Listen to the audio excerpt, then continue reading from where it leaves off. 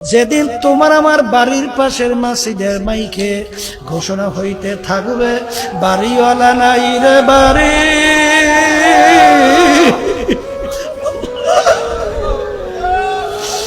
নাই রে দুনিয়াতে। এই জন্য আমার বাজানদেরকে বলবো, পর্দারে মা বোনদেরকে বলবো, বাজান ছাত্র 10 সাবজেক্টে পরীক্ষা দেয়, 9 সাবজেক্টে যদি 99.99 পাইল, এক সাবজেক্টে যদি ফেল করে ছাত্র কিন্তু ফেল। জোরে কর বাজান, দিন কিন্তু পরিপূর্ণ, দিনের ভিতরে বাড়তি কমতি আর কোনো দিক আসবে না।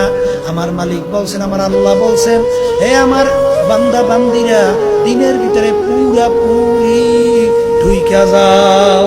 কিছু মানছো কিছু মানো নাই তা হবে না। আল্লাহ রাব্বুল আলামিন ডাক দিয়া বলে, মাতাউন কালিল।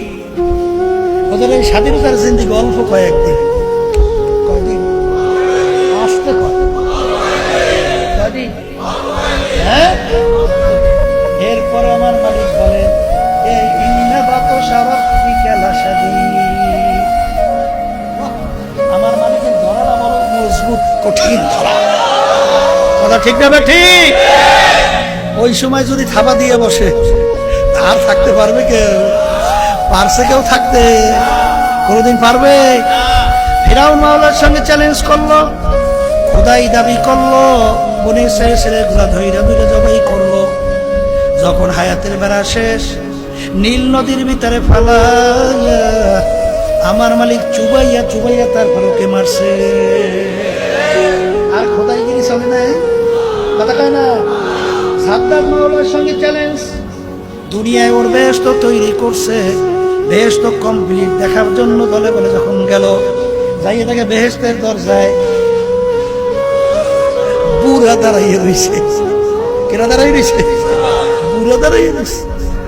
এই বড় লোকরা দেখেন না, গরিব লোকদেরকে দেখলে কিটপিট কিটপিট করে, কপাল ফোন। আল্লাহ তোকে ধনী বানাইছে আর আল্লাহ তাকে গরিব বানাইছে। কপাল, আল্লাহ তোকেও তোর গরিব বানাইতে পারতো না, পারতো না। হায়, আজকে আল্লাহ তোকে সম্পদ দিছে, তোকে সম্মান দিছে, সম্মান পাইয়া সম্পদ পাইয়া আজকে গরিব মানুষদেরকে দেখলে কিটমিট করো।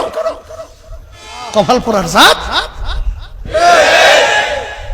এই বুড়া দাইকা সাদ্দাতের চোখ রঙে হয়ে গেছে, পায়ের রক্ত মাথা। এই বুড়াটা কেডা? এই বুড়াটা কেডা? এই পাহারা দ্বারা করছো কি? বুড়া ডাক দিয়া বলে, সাদ্দাতের আমি আজরাইল আছি তোর জান কবজ করার জন্য।